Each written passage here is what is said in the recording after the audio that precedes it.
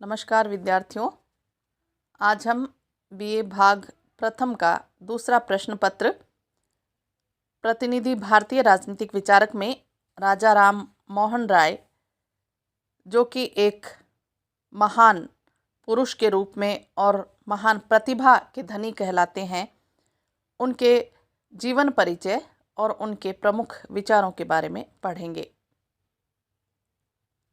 राजा राम मोहन राय उस वैचारिक क्रांति के सृष्टा थे जिसने आधुनिक भारत को जन्म दिया। उन्होंने इस देश को मध्ययुगीन दलदल में फंसा पाया और उसमें ऐसी जान फूंकी कि भारतीय विचार और जीवन की धारा ही बदल गई। धर्मगत रूढ़ियों, अंधविश्वासों तथा सामाजिक कुरीतियों को समाप्त करने के लिए चलाए गए विभिन्न धार्मिक और सामाजिक आंदोलनों में राय द्वारा स्थापित ब्रह्म समाज एक अग्रणी स्थान रखता है। इनका जन्म 22 मई 1772 को बंगाल के हुगली जिले के राधानगर ग्राम में हुआ था और राम मोहन राय के परम पितामह कृष्णचंद्र बनर्जी बंगाल के नवाब के यहाँ उच्च पद पर कार्य करते थे। उनकी सेवाओं से प्रभावित होकर नवाब ने उन्हें राय की समानार्थ उपाधि से विभूषित किया था और बाद में इस राय का संक्षिप्त रूप राय इस परिवार के साथ जुड़ गया और उसने उनके जातिगत विभेद बनर्जी का स्थान ले लिया। राम मोहन रमाकांत राय एवं तारिणी देवी के पुत्र थे और उनका परिवार सुसभ्य तथा धर्मनिष्ठ और ईश्वर का भक्त था। लेकिन राम मोहन राय पर वैष्णव भक्ति के वे विचार या वे धार्मिक संस्कार नहीं पड़े जिनकी एक परिवार आशा भी करता है। उनकी दृष्टि में उनके पिता बहुत अधिक परंपरावादी थे। पिता मूर्ति पूजक थे, किंतु वे इसके घोर विरोधी थे। तो स्वतंत्र चिंतन और अभिव्यक्ति के प्रबल समर्थक राम मोहन अपने विचारों को स्पष्ट अभिव्यक्ति भी समय समय पर देते हमें दिखाई पड़ते हैं। बाल्यकाल से ही वे प्रतिभा के धनी तो थे ही, इसके साथ उनके पिता ने अपने पुत्र के लिए शिक्षा का श्रेष्ठ प्रबंध भी कर दिया था और इसी का परिणाम रहा कि 15 वर्ष की आयु में ही उन्होंने बंगला, फारसी, अरबी, हिंदी और संस्कृत का बहुत अच्छा ज्ञान प्राप्त कर लिया था। अंग्रेजी भाषा का अध्ययन उन्होंने 24 वर्ष की आयु में प्रारंभ किया और 40 वर्ष की आयु तक पहुँचते पहुँचते इन्होंने इस भाषा पर भी अधिकार प्राप्त कर लिया। ईसाई साहित्य के अध्ययन के निमित्त उन्होंने हेब्रू, लैटिन और यूनानी भाषा को सीखना प्रारंभ किया। संस्कृत भाषा के वे प्रकांड पंडित थे और अरबी तथा फारसी के अधिकारपूर्ण ज्ञान के कारण ही उन्हें मौलवी की उपाधि भी प्रदान की गई थी।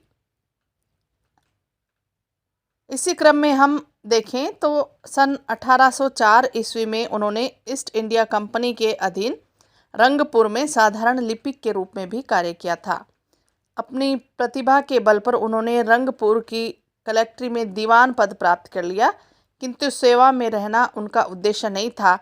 इसलिए उन्होंने 1814 में नौकरी छोड़कर धार्मिक उत्थान और सत्य शोधन के उद्देश्य से कलकत्ता में रहना शुरू कर दिया। यहाँ उनकी भेंट Wilson Macaulay, sir William Jones और सर हाइड ईस्ट और एडम जैसे अंग्रेजों के साथ हुई। 1815 में उन्होंने ब्रह्मसूत्र का बंगला में अनुवाद भी प्रकाशित किया। 1816 में केन तथा ईशोपनिषद का बंगला तथा अंग्रेजी अनुवाद किया। और सबसे महत्वपूर्ण बात है, 1818 तक उन्होंने कई संस्कृत ग्रंथों के संबंध में अपनी व्याख्या प्रकाशित की। तो बहुत ही अध्ययन अध्यापन में उनकी रुचि रही थी। 1820-21 के वर्षों में उन्होंने कई ईसाई धर्म पुस्तकों पर अपनी व्याख्या प्रकाशित की, जिसके बाद काफ़ी विवाद भी उत्पन्न हो गए थे। और नारी अधिकार, भाषण स्वतंत्रता, समाचार पत्रों की स्वतंत्रता आदि के लिए उन्होंने बहुत संघर्ष किया। बंगला में संवाद कौमुदी तथा फारसी में मिरात उल अखबार नामक 2 पत्र भी निकाले, जिसमें साहित्यिक, ऐतिहासिक, राजनीतिक और वैज्ञानिक विषयों पर लेख प्रकाशित होते थे। और इसी तरह 1815 ईस्वी में धर्म और दर्शन के विद्वानों की एक प्रकार की विचार गोष्ठी के रूप में आत्मीय सभा की स्थापना की गई और 1828 ईस्वी में उन्होंने ब्रह्म समाज की स्थापना की थी।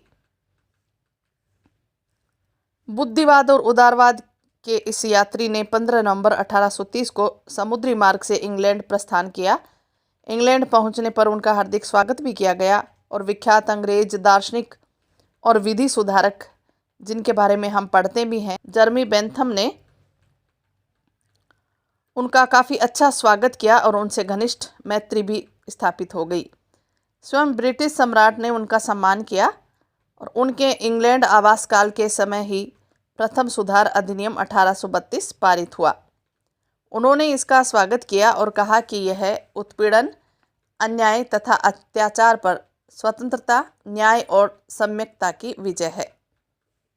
राजा राम मोहन राय मुख्यतः धार्मिक और सामाजिक जीवन उनका रहा है, किंतु राजनीतिक संदर्भों में भी उनके बहुत महत्वपूर्ण विचार हमें देखने को मिलते हैं। उनके द्वारा किए गए कार्यों ने राजनीतिक जागृति को जन्म देकर उन्हें एक नवीन भारत का संदेशवाहक भी बना दिया। इसलिए यहाँ जरूरी है कि उनके राजनीतिक चिंतन की हम कुछ प्रमुख बातों पर चर्चा करें। जैसे व्यक्तिक एवं राष्ट्रीय स्वतंत्रता का प्रतिपादन राजा राम मोहन राय ने किया। उनका हृदय और मस्तिष्क बड़े उदार थे और व्यक्ति की स्वतंत्रता में उनका अगाध विश्वास था।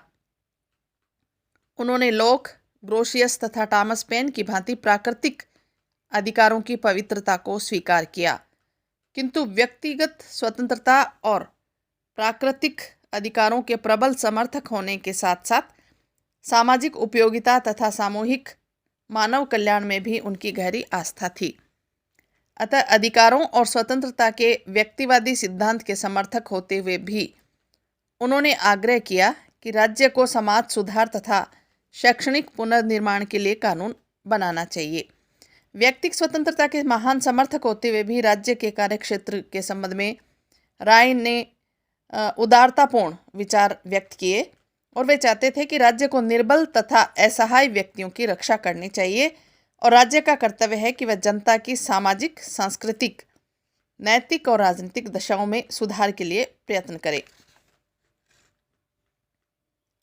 इसी तरह हम देखें तो फ्रांस की राज्य क्रांति के समय उनकी आयु हालांकि 17 वर्ष की थी, लेकिन इस क्रांति के महान मूल्यों का उन पर प्रभाव पड़ा और वो नितांत स्वाभाविक भी था।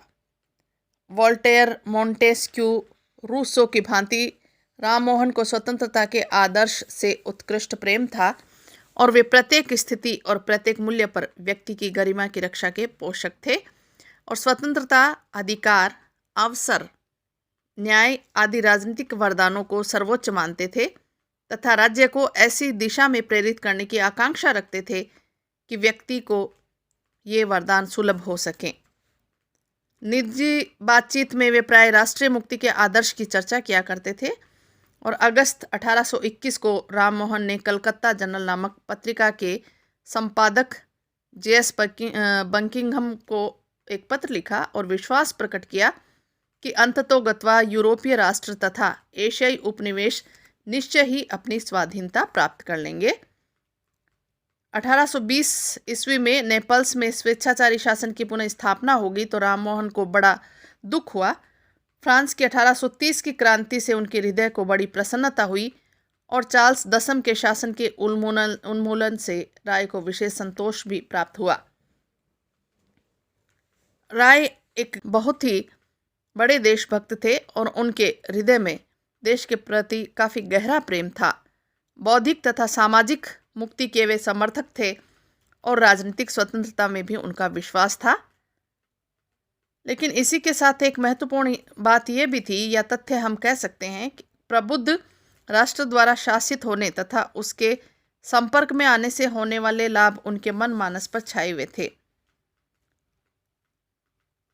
और इसी तरह जैसे प्रेस की स्वतंत्रता है, प्रेस की स्वतंत्रता के बारे में भी हम राजा राम मोहन राय के विचार इसमें महत्वपूर्ण मान सकते हैं, क्योंकि वे प्रेस की स्वतंत्रता के प्रारंभिक समर्थकों में से एक थे और मिल्टन की भांति उनका विचार था कि व्यक्ति को लिखित अभिव्यक्ति की स्वतंत्रता अनिवार्य रूप से प्राप्त होनी चाहिए।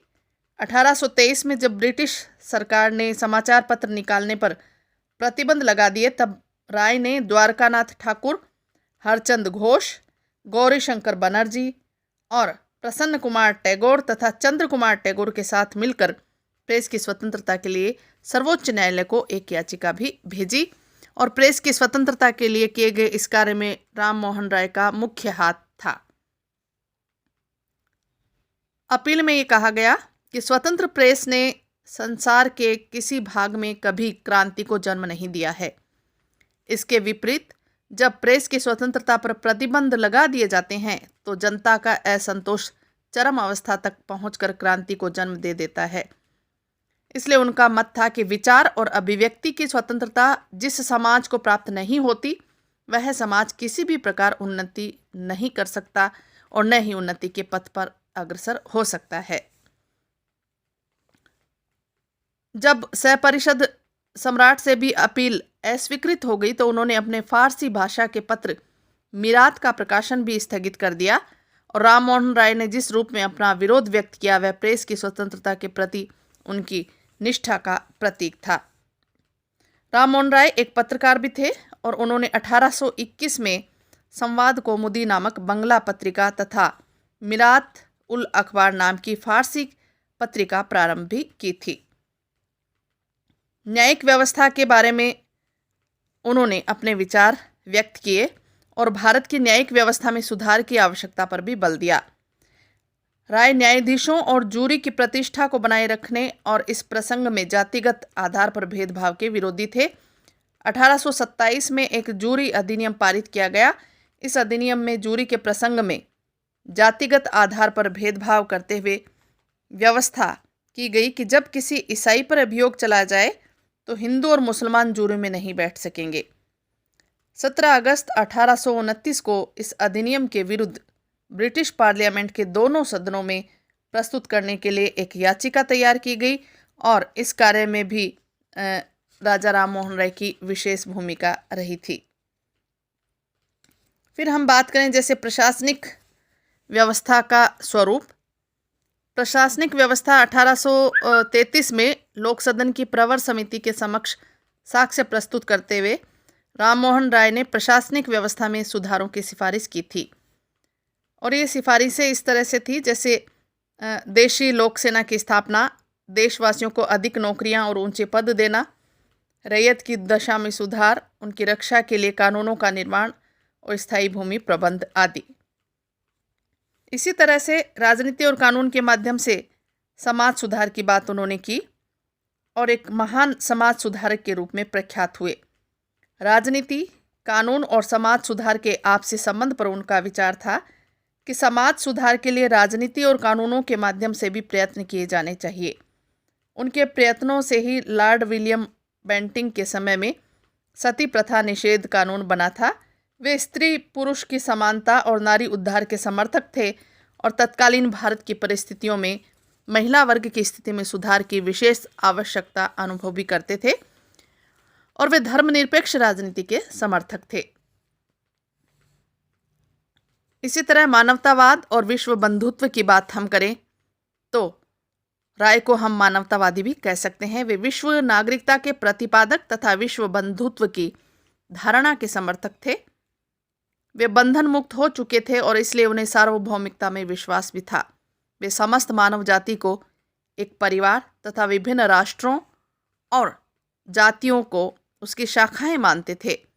बेंथम राम मोहन राय के सार्वभौमवाद और मानवतावाद की प्रशंसा किया करते थे और राय ने एक ऐसे विश्व संगठन की कल्पना की थी जिसमें दो राष्ट्रों के बीच के मतभेदों को पंच फैसले द्वारा निपटाने के लिए भेजा जा सके।